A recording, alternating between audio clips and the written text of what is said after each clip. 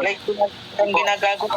Para, para ano po, para aware din po ako. Pwede po bang example niyo po sa akin? Pwede niyo po akong kupalin. Ayoko mangupal ng member. Okay lang po kasi hindi pa naman po ako member. I-recruit pa lang po ako. Sarap, di ba?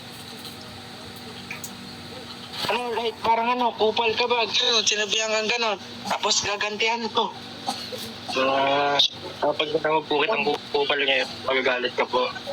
Ay, hindi ako magagalit. Ba't ako magagalit? Sabi nga po, kupal ka, lebiyatan, kupal.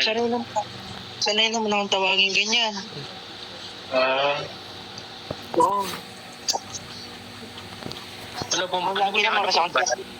Ano po yung banal? Ay, yung dati kong IGN. Ayun yung dati kong pangalan. Ang banal. Ba't banal po? Tapos, yan. Ayan yung mga rules.